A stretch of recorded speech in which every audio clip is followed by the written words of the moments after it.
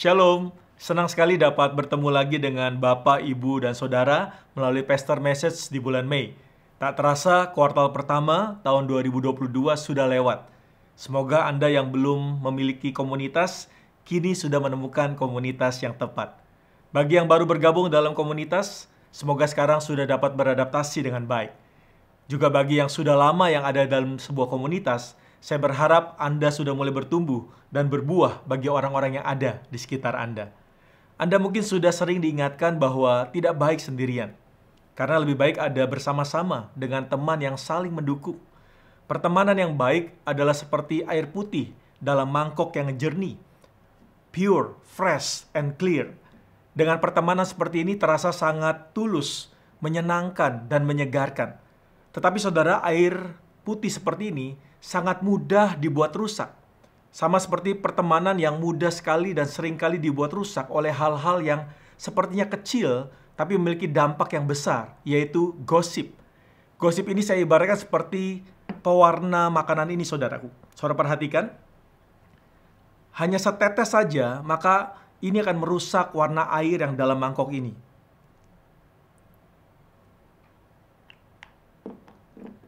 Saya aduk, saudaraku, saudara perlihat. Nah, tiba-tiba air yang tadinya berwarna putih jernih berubah menjadi merah keruh, saudara.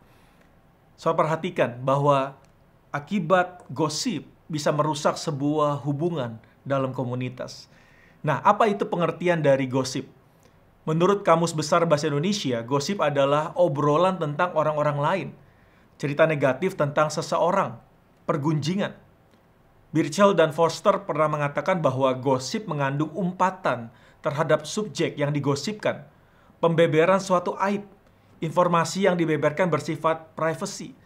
Gosip sangat membahayakan bagi ketentraman komunitas karena dilakukan secara terselubung di belakang layar. Komunitas seharusnya adalah tempat kita semua bertumbuh, tempat kita dapat saling terbuka, menegur, dan mendukung. Firman Tuhan dalam Ibrani 10 ayat 24 berkata, "Dan marilah kita saling memperhatikan, supaya kita saling mendorong dalam kasih dan dalam pekerjaan baik."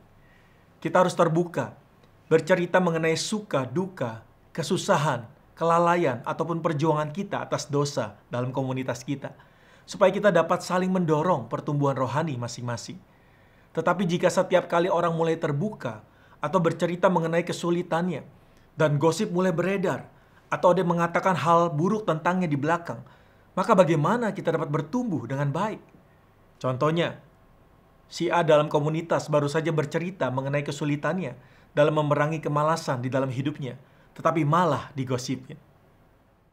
Jadi teman-teman, aku mau cerita, aku belakangan ini tuh lagi stres banget, lagi merasa jenuh, apalagi dalam kerjaan. Efeknya tuh bangun pagi jadi telat ke kantor. Dan seharusnya jam 8 pagi aku ke sana, tapi ya karena aku mikir bangun pagi tuh kerja lagi. Jadinya aku datang telat gitu. Setelah pulang kantor pun ya aku malas gitu ya. Makan sampai sekarang udah naik 5 kilo. Berasa tuh hidup tuh udah gak sehat banget gitu. Dan ya aku sadar sih ini kemalasan aku yang harus aku ubah gitu ya, yang mengganggu hidup aku. Jadi aku minta tolong teman-teman supaya bisa bantu aku dalam doa agar aku gak malas lagi kayak gini. Thank you guys.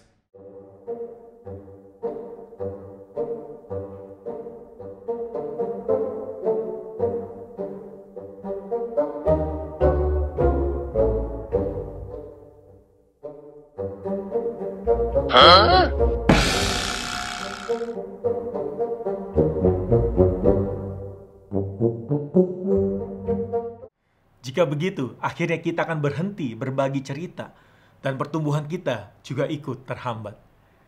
Tujuan berkomunitas pun akhirnya tidak tercapai. Amsal 13 ayat 3 berkata, "Siapa menjaga mulutnya memelihara nyawanya. Siapa yang lebar bibir akan ditimpa kebinasaan." Hati-hati pada setiap perkataan yang kita ucapkan. Tolong hentikan segala bentuk macam gosip yang ada dalam komunitas. Ini dapat dihentikan mulai dengan Anda. Ketika seorang sedang memulai gosip, kita tidak perlu memberi komentar, apalagi memberikan feedback, supaya penggosip pun tidak akan merasa bahwa gosip bukanlah hal yang menyenangkan. Ingat, gosip itu tidak menyenangkan, tetapi menyakitkan.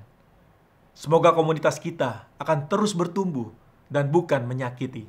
Tuhan Yesus memberkati.